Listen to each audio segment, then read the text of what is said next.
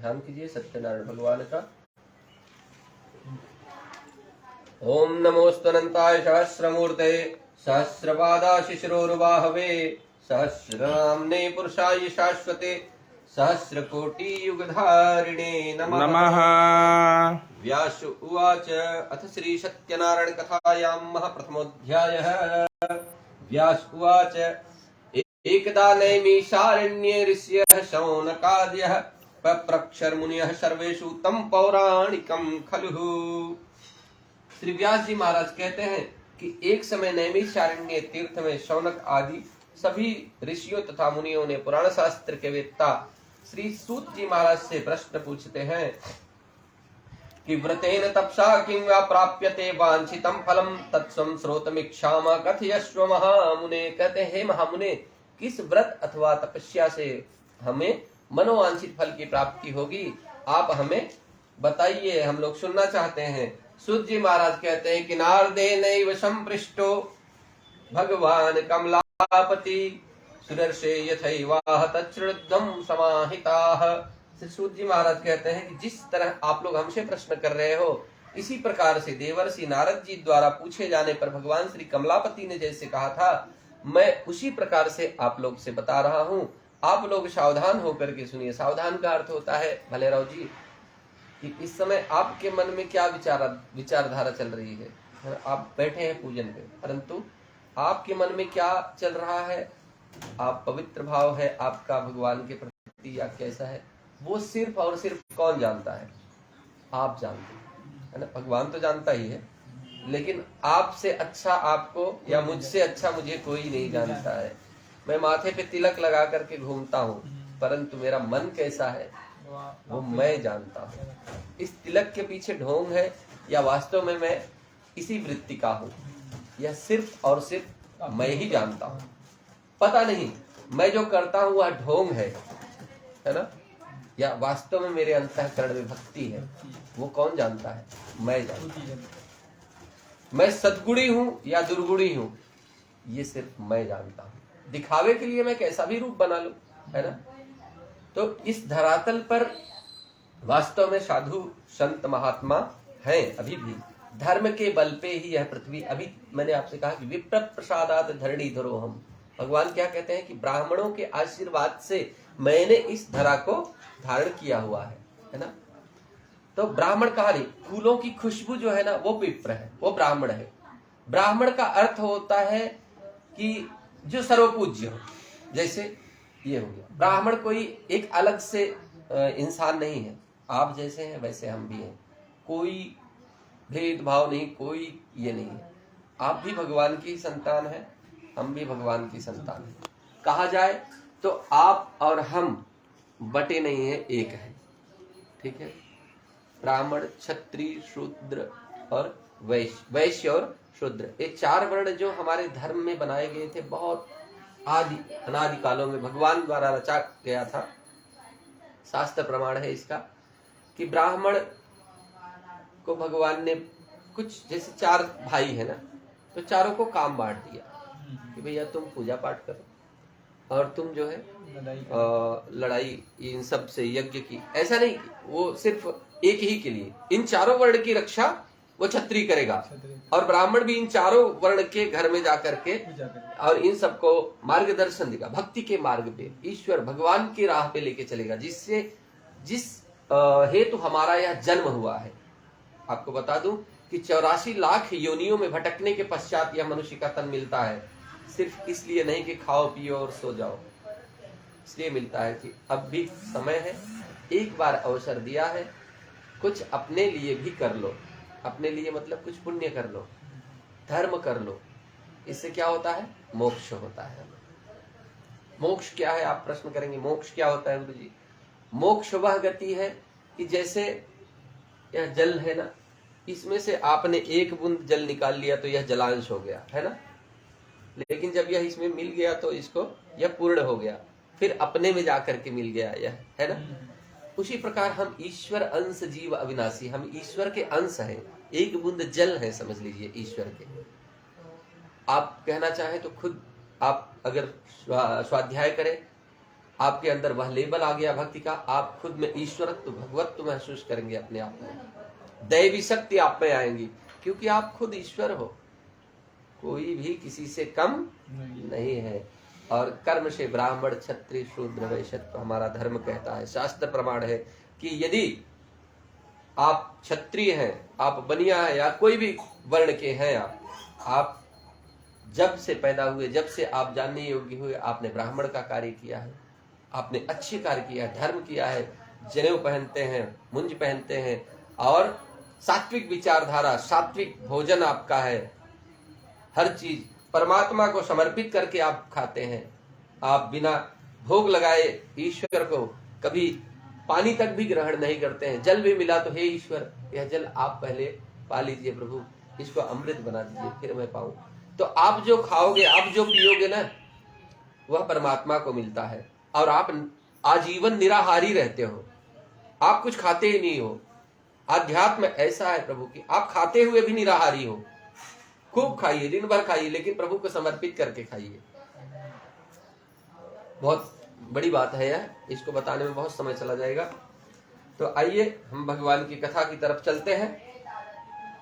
तो महाराज जी कहते हैं, जिस प्रकार से नारद जी ने पूछा था, नारद जी एक बार लोक कल्याण की कामना से विविध लोकों में भ्रमण करते हुए मृत्यु लोक यानी पृथ्वी लोक, हमारे लोक में आए, और यहाँ पर क्या देख रहे हैं कि मानव जो है, जीव सिर्फ और सिर्फ स्वार्थ में लिपटा हुआ है, मेरा, इसका, उसका, सबका छीना झपटी, यही सब चालू है, पापाचार चालू है।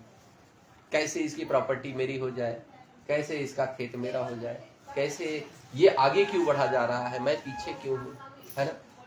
मात्सर्य का भाव लगा हुआ है, कहीं भी पुण्य कार्य यज्ञ ये सब नहीं हो रहे हैं। महाराज जी बड़े दुखित होते हैं कि प्रभु ने, भगवान ने इतना सुंदर शरीर दिया, इतने सुंदर हाथ दिए, इसलिए नहीं कि इनसे कुकृत्य करो, इनसे पाप करो, इसलिए कि ईश्वर का भजन करो, इस तालियां बजाओ, ईश्वर का जहां भजन हो रहा है तालियां बजाओ। जिह्वा आपको क्यों मिली है? सिर्फ रसास्वादन, चाट समोसा खाने के लिए नहीं है, वह वाणी है, वाणी कहते हैं ना उसको। तो वाणी में किसका वास होता है? माँ सरस्वती का वास होता है ना। तो आपको जीवा दिया है भगवान ने इस भजन के लिए। कान क्यों दिए हैं? भगवान की भजन सुनने के लिए, मंत्र, वेद मंत्र सुनने के लिए। आज जो यह आपको सौभाग्य प्राप्त हो, आज आपके कानों में बड़ी पवित्रता महसूस हो रही होगी, क्योंकि इसीलिए यह कान बने हैं।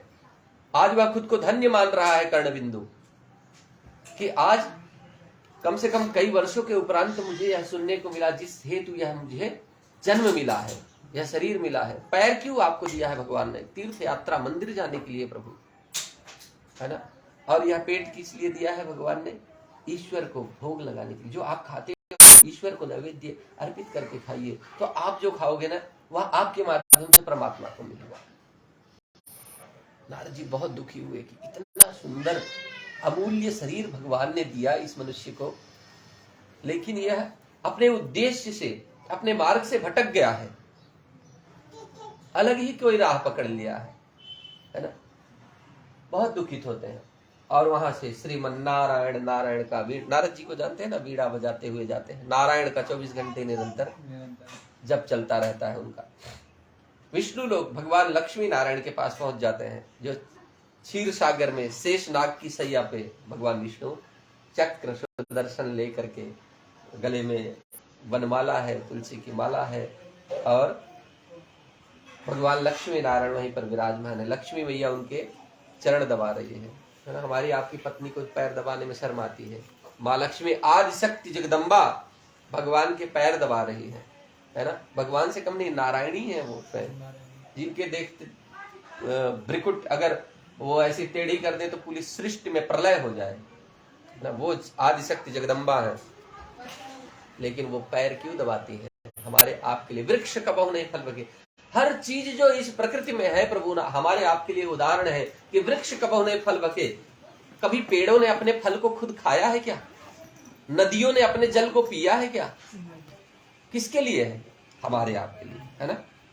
तो वृक्ष कबहु नहीं फल बके, नदी न संचय नीर, परमार्थ के कार्य हित साधु धरा शरीर। जो साधु महात्मा, उनको शादी ब्याह नहीं हुआ रहता है, जो साधु महात्मा जंगल में जाकर के वन में उपवन में यज्ञ हवन कर रहे हैं, किसके लिए कर रहे हैं? हमारे आपके लिए कर रहे हैं। यह जो हमारी भारतवर्ष भूमि है, जो यह दुनिया है, यह जो पृथ्वी है, जो मनुष्य है, यह सुखी रहे, सबको जल मिलता रहे। हवन यज्ञ अगर ना हो कुछ वर्षों तक प्रभु, तो जल वृष्टि बंद हो जाएगी।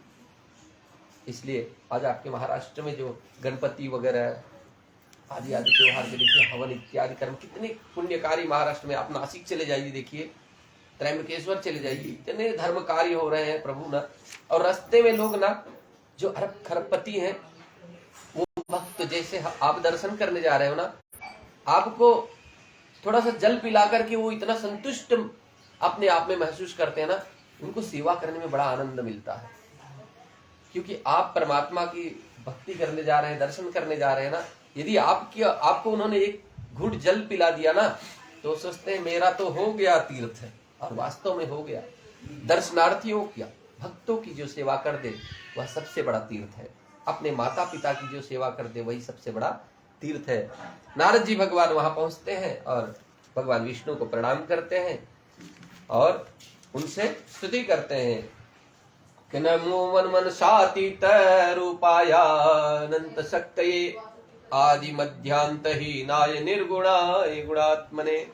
हे वाणी और मन से परे स्वरूप वाले अनंत शक्ति संपन्न, हे करुणा निधान, हे करुणापति, हे दया के सागर, हे लक्ष्मी नारायण विष्णु भगवान, आपको अनंत कोटि नमस्कार। अनंत कोटि, हे प्रभु एक ही बार में मैं आपको कोटि कोटि प्रणाम कर रहा हूँ। यह भाव नारद जी का।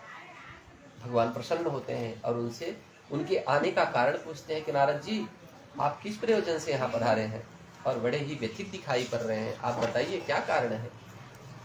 नारद जी कहते हैं, हे प्रभु मैं नाना लोकों में भ्रमण करते हुए पृथ्वी लोक पर आया, और जब पृथ्वी लोक पे आया प्रभु, तो वहां मैंने देखा ऐसी दशा मानवों की देखा है प्रभु कि अवदशा, एकदम उनकी अवदशा हो गई है प्रभु।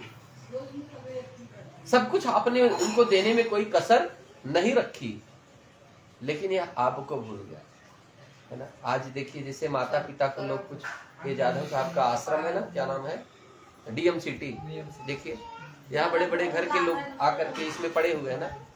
क्या उनके पास पैसा नहीं है? बहुत पैसा है, लेकिन माँ बाप बोझ है उनको। जिन्होंने जब बच्चा बिस्तर गीला कर देता था ना, तो मैया उस गीली जगह पे सो जाती थी और आपको सूखी जगह पे सुला देती थी, है ना। वह दुख झेल करके आपको इतना बड़ा किया, और आज आपके घर के कोने में आपकी माँ के लिए, आपके पिता के लिए इतना सा स्थान नहीं है, आप उसको वृद्धाश्रम में पैसे का घमंड दिखा रहे हो, है ना। तो ऐसी जो है विडंबना हो गई है हमारे देश की, हमारे भारतवर्ष की, ये पश्चिमी सभ्यता की तरफ सब जाते जा रहे हैं प्रभु। तो नारद जी भगवान से प्रश्न करते हुए कहते हैं कि प्रभु यह मानव तो आपकी भक्ति में कभी आपके बारे में सोच ही नहीं रहा है, अपने कल्याण के बारे में सोच ही नहीं रहा है कि मेरा कल्याण सिर्फ भगवत भक्ति से ही हो सकता है, ऐसा भाव कभी प्रकट ही नहीं हो रहा है। प्रभु कोई उपाय बताइए जिसका प्रचलन किया जाए, जिसका पूजन पाठन किया जाए, ताकि उन सबका कल्याण हो और हर समुदाय कर सके, गरीब वर्ण भी कर सके और अमीर भी कर सके। कोई एक ऐसी छोटी सी पूजा बता दीजिए। भगवान कहते हैं भगवान श्री सत्यनारायण का पूजन करो, वे अभीष्ट वरदान देते हैं, जो ऋषि मुनि हजारों वर्ष तक तप करके भी प्राप्त नहीं कर सकते। वे मात्र श्रद्धा और भक्ति से यदि आप सत्यनारायण भगवान की कथा श्रवण करते हो तो आपको सहज ही प्राप्त हो जाती है।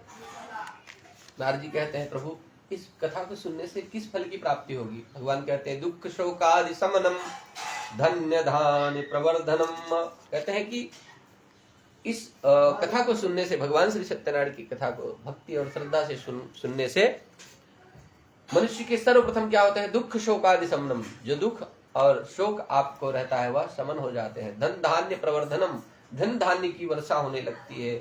और सौभाग्य संतति कर्म, सौभाग्य और संतति की प्राप्ति होती है। जिसको संतान ना होती हो उसको भगवान की कृपा से संतान भी होती है, और सभी रोग दोष उसके दूर हो जाते हैं।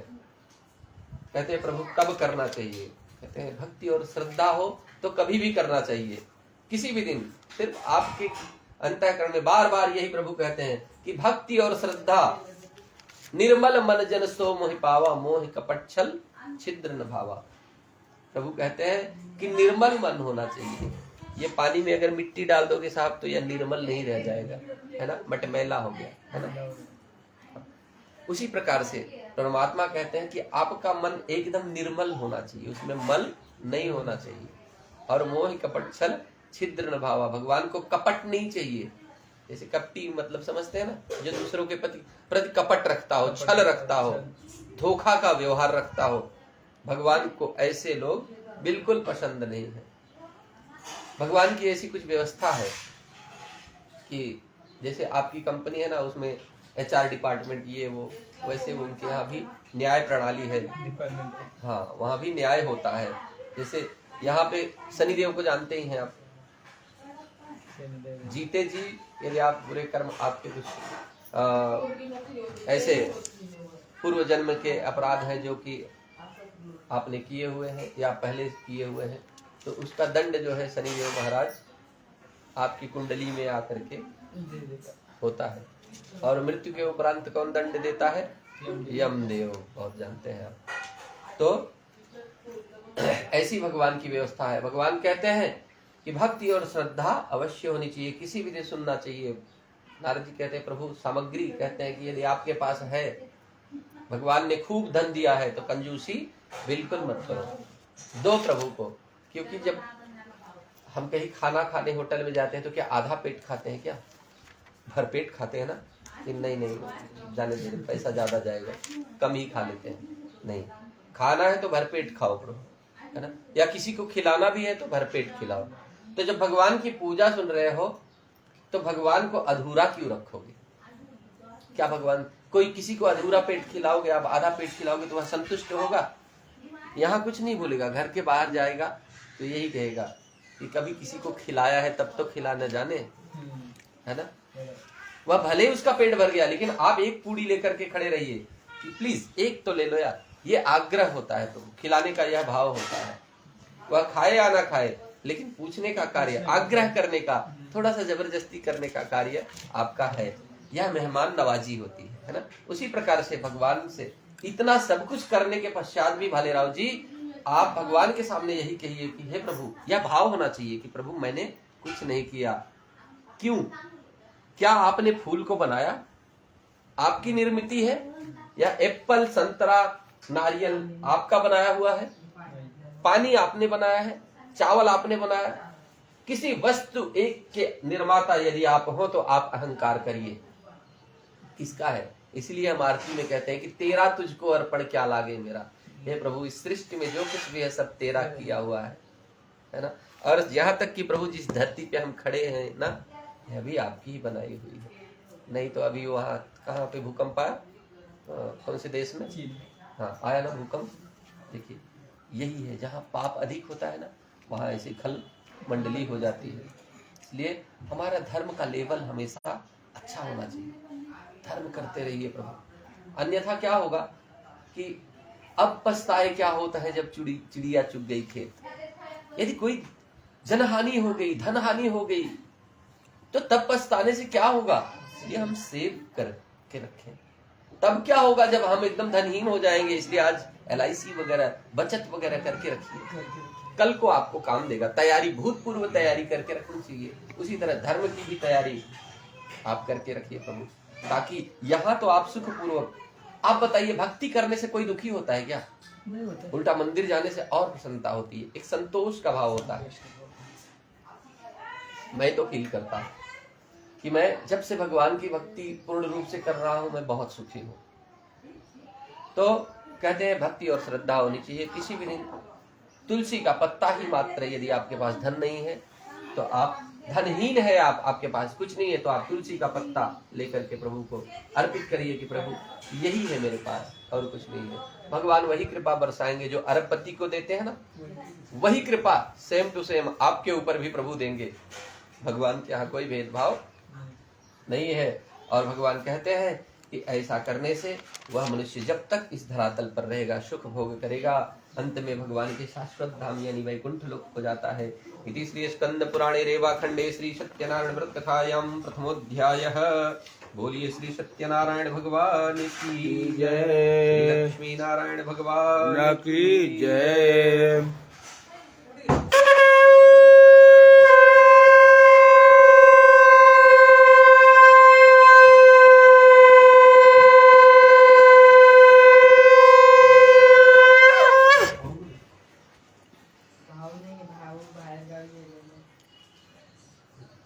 छोड़ दीजिए, सुना लीजिए, तुलसी का पत्ता और फूल ले लीजिए।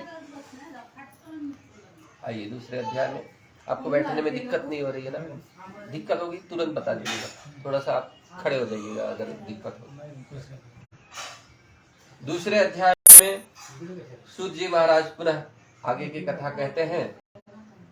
अथान्यत् संप्रवक्ष्यामि कृतं ये पुराद्विजा कश्चित् काशीपुरे रम्ये आसीद् विप्रोति निर्धनः क्षत्रिभ्यां व्याकुलो भुक्त्वा नित्यं बभ्राम भूतले दुःखितं ब्राह्मणं दृष्ट्वा भगवान ब्राह्मण प्रियः।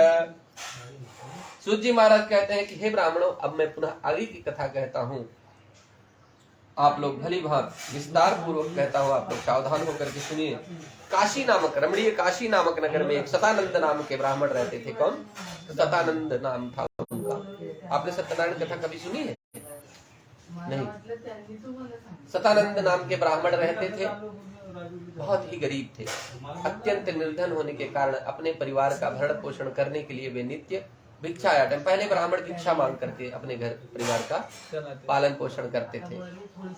बाद में जब उनको भिक्षा नहीं मिलती थी, लोग अपमान करने लगे, है ना? तो उन्हें फिर अलग, भाई कोई भी हो, जीव है तो उसको अपना भरण पोषण करने के लिए कुछ ना कुछ साधन तो चाहिए ना। तो ब्राह्मण देवता जो थे वह भिक्षा मांग के अपने परिवार का भरण पोषण किया करते थे। ब्राह्मण प्रिय भगवान को उस ब्राह्मण की दुख को देखकर बहुत दया आई और एक दिन वह प्रकट हो गए। एक वृद्ध ब्राह्मण का रूप धारण करके भगवान सीताराम सीताराम करते हुए ब्राह्मण के सामने पहुंच जाते हैं, उनको नमस्कार करते हैं।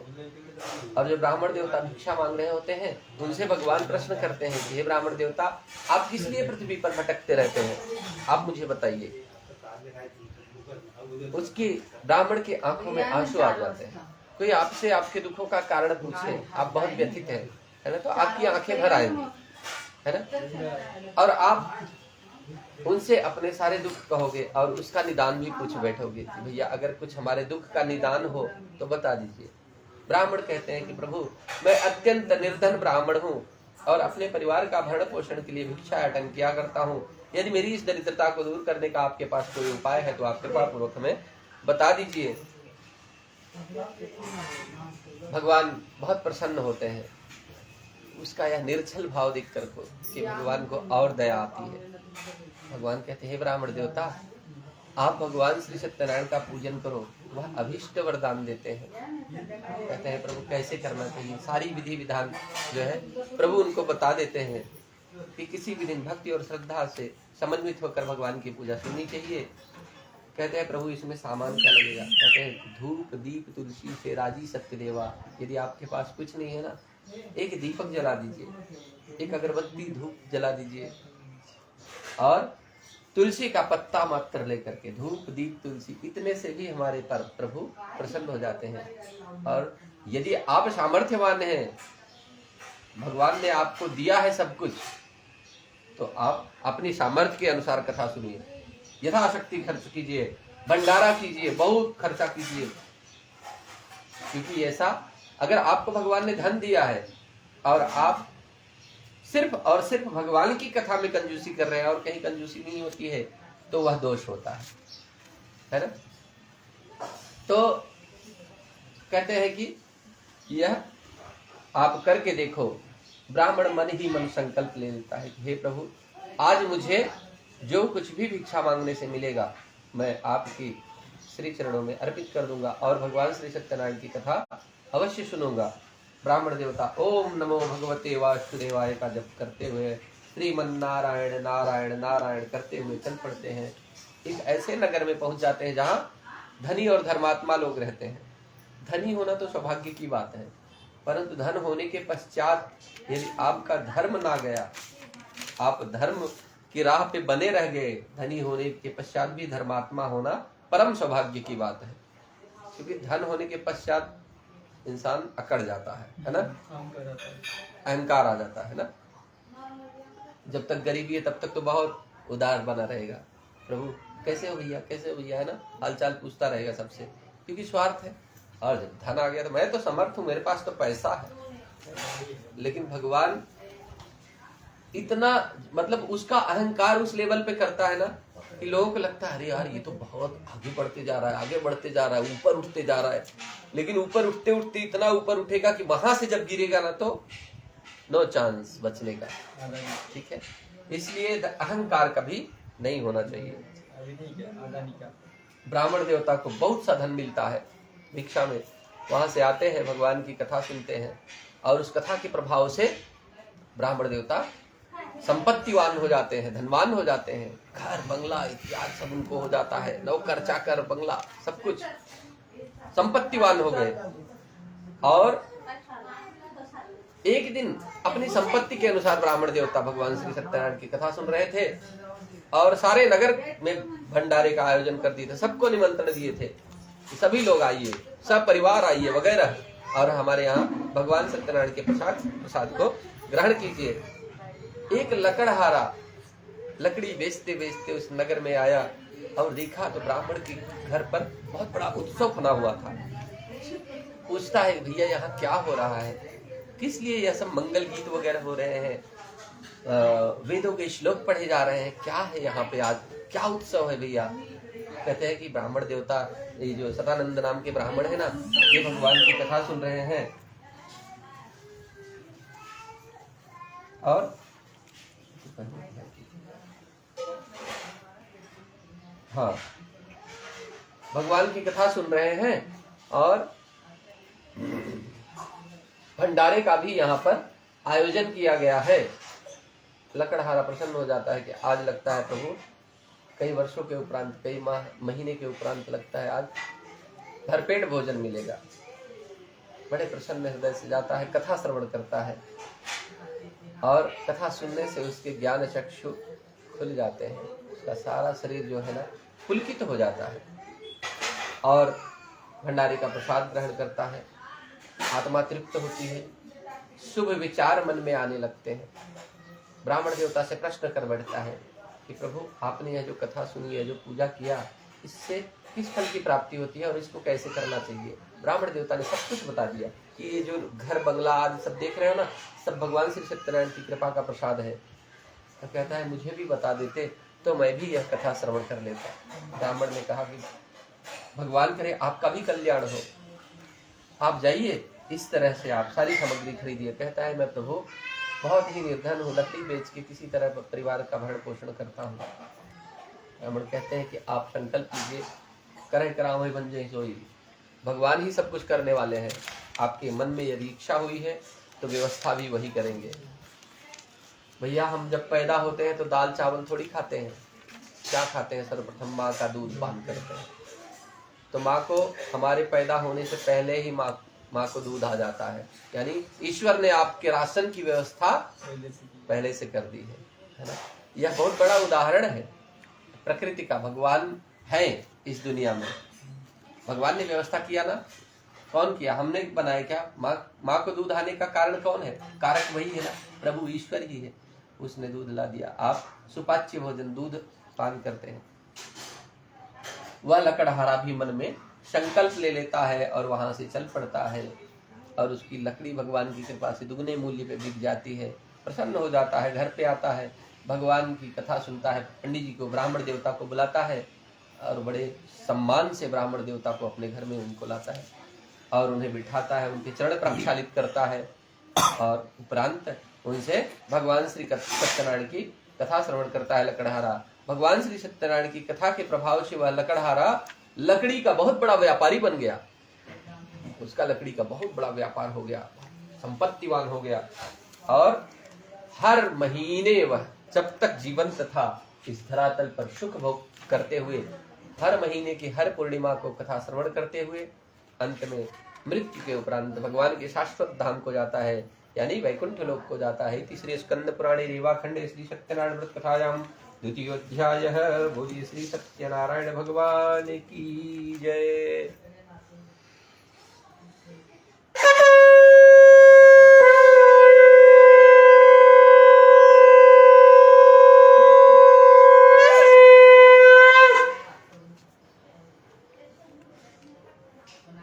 छोड़ दीजिए, उसको चढ़ा दीजिए। 2 मिनट जाओ वॉशरूम में जाइए, हाथ पैर धो करके कुल्ला कर लीजिएगा और ऊपर जल छिड़क दीजिएगा। 2 मिनट पानी पीवे।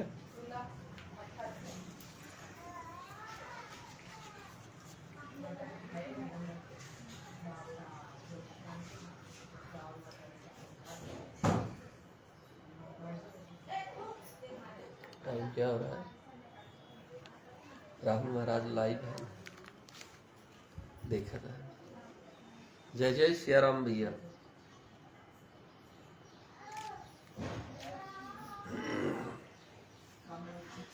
थोड़ा सा विराम हुआ है।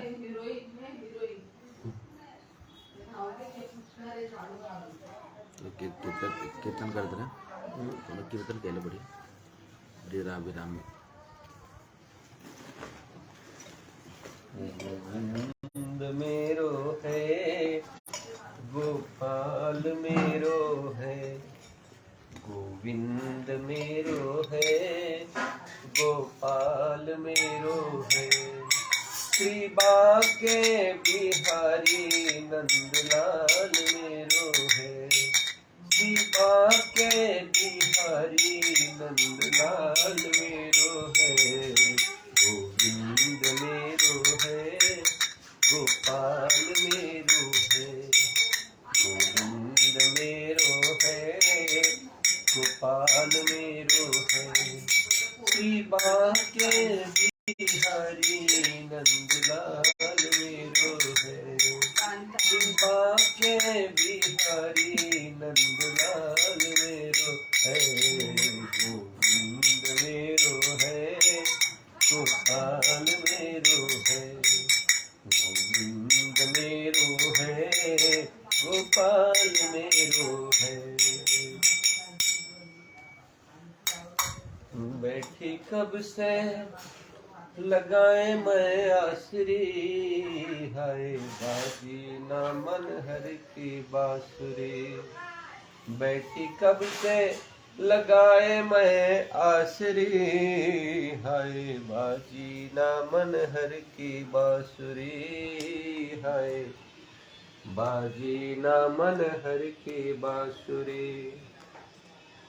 आई वृंदावन छुप चोरी चोरी, आई वृंदावन छुप चोरी चोरी, गुजरिया में भोरी, गुजरिया में भोरी, ओ गुजरिया में भोरी, गुजरिया में भोरी। लिए नैनों में, लिए नैनों में, लिए नैनन में दर्शन की प्यासरी, हाय बाजी ना मन हर की बांसुरी। बैठी कब से लगाए मैं आसरी, हाय बाजी ना मन हर की बांसुरी, हाय बाजी ना मन हर की बांसुरी। बैठी कब से लगाए मैं आसरी, हाय बाजी ना मन हर की बांसुरी, हाय बाजी ना मन हर की बांसुरी। बोली बाल कृष्ण भगवान की जय, बांके बिहारी लाल की जय। बोली श्री सत्यनारायण भगवान की जय। अथ तृतीयो अध्यायः। सूत उवाच पुनरग्रे प्रवक्ष्यामि सुहृदं मनुषत्तमा, पुरा चोल्कामुखो नाम नृपश्येन महामतिः, जितेन्द्रियः सत्यवादी ययौ देवालयं प्रति, दिने दिने धनं दत्त्वा द्विजान् सन्तोषयत् सुधे। भार्यास्तस्य तमुग्धा सरोजवदना सती भद्रशीला नदी तेरे सत्यस्य व्रतमाचरतः एतस्मिन्नन्तरे तत्र साधुरेकः समागतः वाणिज्यार्थं बहुधनैरेकै परिपूरतः नावं संस्थाप्य तत्तीरे जगामृगतिं प्रति दृष्ट्वा स व्रतनं भूपं पप्रक्ष विनयान्वितः। श्री सूत जी महाराज कहते हैं, श्रेष्ठ मुनियों में आगे की कथा कहता हूं, आप लोग सावधान होकर के सुनिए। प्राचीन काल में उल्कामुख नाम के एक राजा रहते थे। वह जितेंद्रीय, सत्यवादी तथा बहुत ही धर्मात्मा पुरुष थे और उनकी पत्नी जो थी वह भी बहुत ही सुंदर विद्वान थी और पतिपारायणा थी। एक बार उल्कामुख राजा अपनी धर्म पत्नी के साथ भद्रशिला नदी के तट पर भगवान श्री सत्यनारायण की कथा श्रवण कर रहे थे। उसी समय व्यापार से अनेक प्रकार की पुष्कल राशि से संपन्न एक साधु बनिया वहां पर व्यापार करके आ पहुंचा और नौका को नदी के तट पर स्थापित करके राजा के समीप जाता है, उन्हें प्रणाम करता है। नगर का राजा होने के नाते उन्हें प्रणाम करते हैं और उनसे प्रश्न करते हैं कि हे राजन, भक्ति युक्त चित्त से आप किस भगवान की पूजा सुन रहे हैं, आप मुझे बताइए। राजन कहते हैं कि हे साधु, मैं इस नगर का राजा हूँ, मेरे पास कोई संपत्ति की कमी नहीं है, परंतु एक संतान ना होने के कारण मेरा कोई उत्तराधिकारी नहीं है, मेरे बाद कोई इस साम्राज्य का उत्तराधिकारी नहीं है। अतः मैं संत फूल लिए हो, आप हाथ में फूल लीजिए, तुलसी का पत्ता लीजिए। संतति हेतु यह भगवान श्री सत्यनारायण की कथा सुन रहा हूँ। साधु कहता है कि महाराज, मुझे भी कोई संतान नहीं है, कृपया आप मुझे भी इस व्रत के विधान में बता दीजिए ताकि मैं भी यह व्रत कर सकूं। राजा बहुत प्रसन्न होता है। देखिए, मैंने कहा और भालेराव जी के अंतःकरण में भक्ति का दीपक प्रज्वलित हो गया तो मुझे बड़ी प्रसन्नता होगी, है ना, कि मेरी वजह से एक का और कल्याण हुआ, है ना। और ईश्वर के सन्मार्ग पे चलना यह परम सौभाग्य की बात होती है। राजा ने उनको यथा योग्य सारी सामग्री बता दिया, सारा विधान बता दिया सत्यनारायण भगवान की कथा का। प्रसन्न हो जाता है साधु और अपने घर पे आके अपनी पत्नी से संतान प्रदान करने वाले इस व्रत के विषय में बताता है।